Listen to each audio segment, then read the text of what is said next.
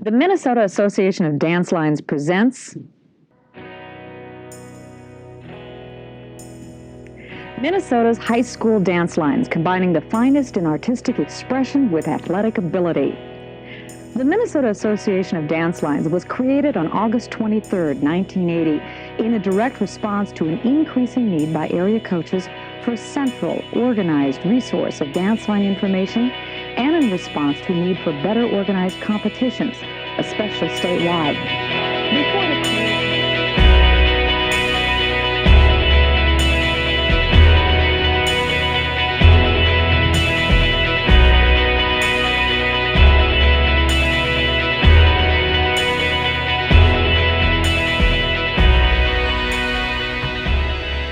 It's just an amazing feeling to have had some vision and courage to do what we did.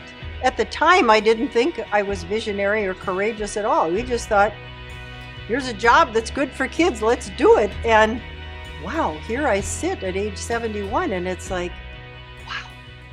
I coached Wayzata dance team for 44 seasons and had a wonderful experience with that. My real job was teaching advanced placement biology, human anatomy, and zoology at Wayzata High School. I did that for 38 years. And I also ran the National Honor Society at Wayzata High School for about 20 years. So lots of time invested in high school kids. They're the best people on the planet. I just adore them still. I have been involved in dance team in some way since 1975-76. I coached the Brainerd Warrior dance team, the Kicksters. Since I graduated, while I was going to community college, I started right away coaching because my coach moved away, and I started right out of high school and have never left Brainerd. It brought me in and didn't ever let go, and I love coaching kids. I agree with Leslie. I just love high school kids because they do want to work hard and they want to be great and they want to be held accountable. I love them. You do get close to them and you feel like you make a difference. You know, you feel like you help them with choices and help them think through things and serve as role models. Yes, for them. And your role changes over the years. I think when we first started coaching, it's more about winning, and then later it becomes about developing athletes. It's so rewarding. I'm not coaching anymore, but I stay connected to so many of my former athletes to see their lives and what they've done, and they still connect. And it's those relationships that are just solid and last forever. One of my most rewarding thing was when a former kid stopped into my office and had her daughter with her, and she goes, "She was my mom in high school." And I just about got teared up, and I've had that happen several times that you didn't. I don't think I even knew that at the time. Maybe I did. Right. But a lot of times you don't. You maybe you can put your finger on the scale of justice to tip it a little more in favor of the kids who've been unfavored. And that's, I guess, what I love about it. It's not all about winning. Winning's fun too. Winning's fun, but that's not. If that's your goal, you're not going to be very successful. You've got to have a bigger goal than that. 1980 also saw the first board of directors elected by the general membership, which was comprised of 9 members. 55 high school dance lines became members of MAD the first year. It was in September of 1980 that my athletic director at the time, Ron Stolsky, helped me. We just thought we needed an organization. Imagine that it's before the internet, it's before email, and you would just wait for a competition to come.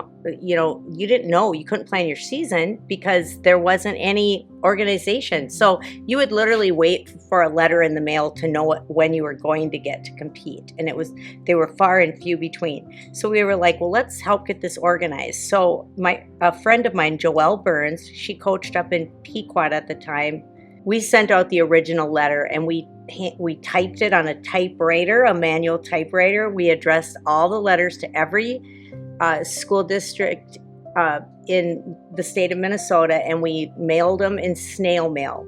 We met at Minnetonka High School, and that day we held that first meeting, and I think we formed a board right away that day, and we filed articles of incorporation and formed the Minnesota Association of Dance Lines, because at the time we were called Dance Line.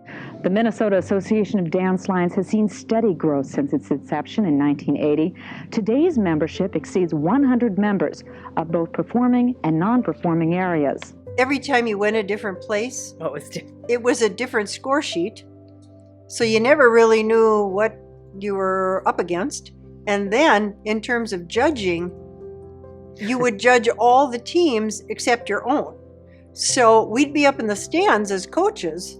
And then when your team competed, you could walk down and say hi to them and, have a few moments with them, but very different than today. So we then realized, well, this is kind of ridiculous. So then we started to do judging recruitment and training, standardized score sheets and all of that, because athletic directors were looking for some semblance of order, and at that early time there just wasn't any semblance of order, and so it was important for us to sort of get our act together so that we could be looked on as something that works, something that's good for kids. It's like we had to develop the score sheet, and that changed a million times over the last 40 some years, and it's constantly changing. It's a constant change, and sometimes it will revert back. People will be like, well, we need to do this, and we're like, tried it 1982.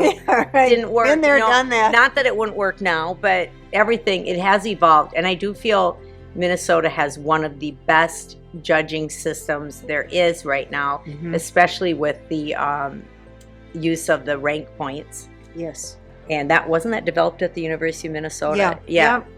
We had a statistician at the University of Minnesota look at the score sheets to see if who won is actually who statistically should have won.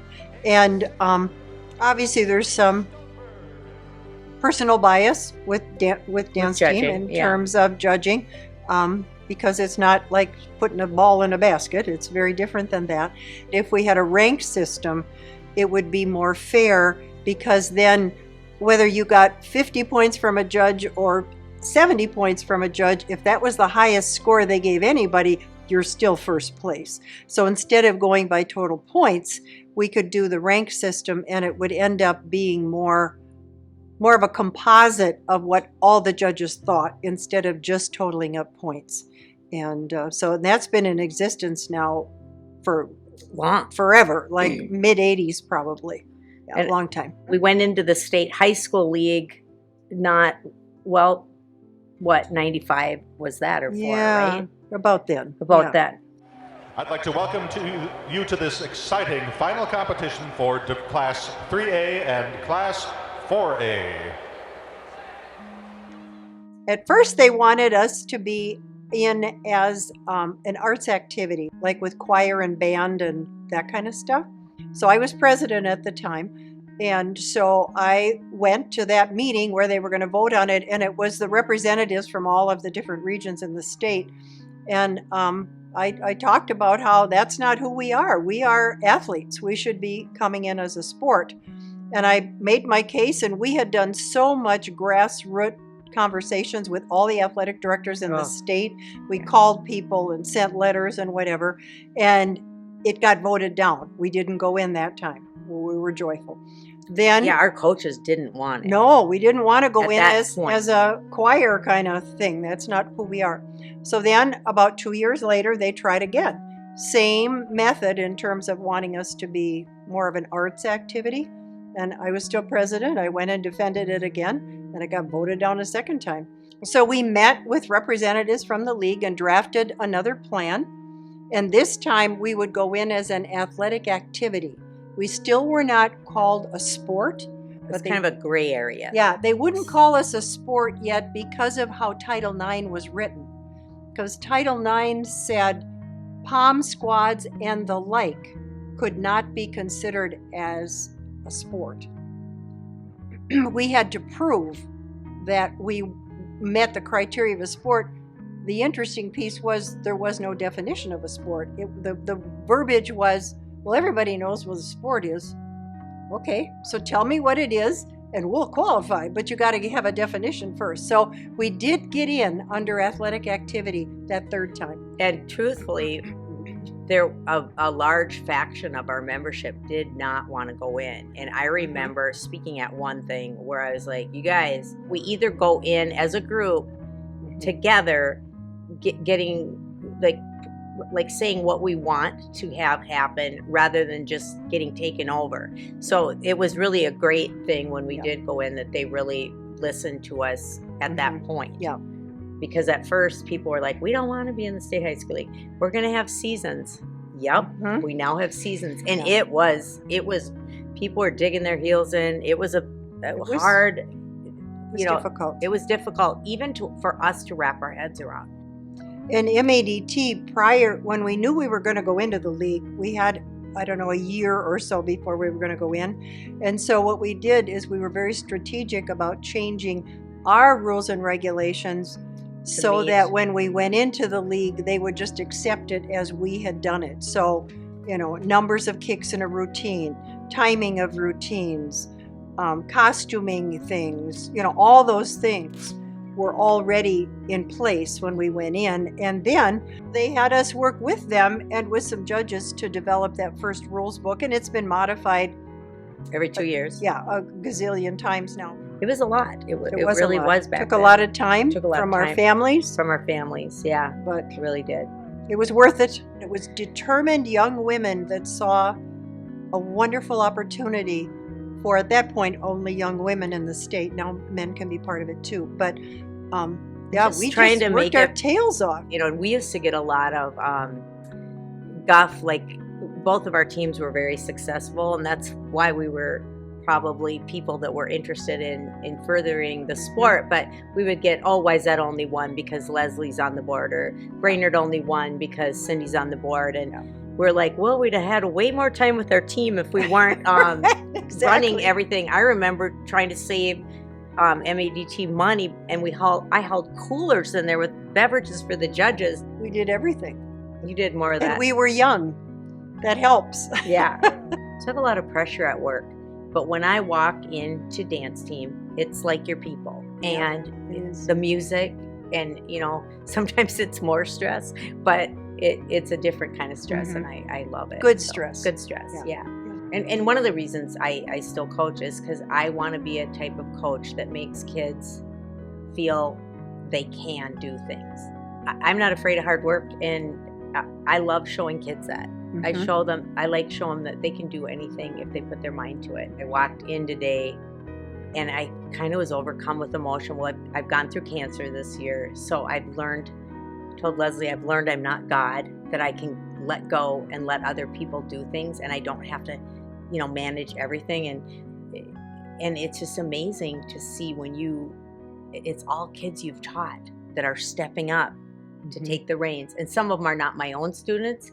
They're students from other dance teams, but you give them the I don't want to call it power, but opportunity, the opportunity and the guidance to go and lead and teach them how to lead. And it's just amazing.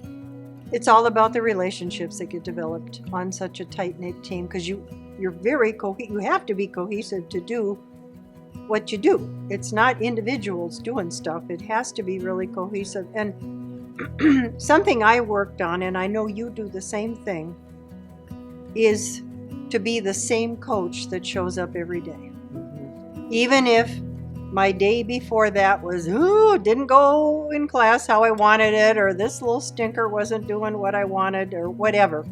When I walked in that gym, I was the same person every single day. They knew that I would be kind, that I would not yell, that I was compassionate for them, and that I would have their back no matter what. If you've got trouble with a teacher, let me know. I'll deal with it. If you can't afford to have a snack after school to help you through the day, guess who's got snacks in the closet? What do you need? I've got it right here. If your family is struggling economically and it's a single-parent home and there's not much food in the house, I would have one of the captains take that girl to Cub Foods. Here's money. You buy food that you need and you keep it in your room so that nobody else in the family eats it, because you've got to be nourished. It's that relationship, and that the kids know that you are there for them no matter what. that you are the same person every day and you will help them no matter what happens, regardless of dancing. That's Right. just, being that same person every single day. And I think that's, whenever I do talk to young coaches, mentor them, or teach a class or whatever, that's what I emphasize. You come in, you are happy, you got a smile on your face, and even if you don't really know what you're doing, wing it, and you'll be fine. So I did that for 44 years. A lot of winging. A lot of winging, and it's good. To see where things have gone is just remarkable. And to know I had a little piece to play Right? on the whole thing.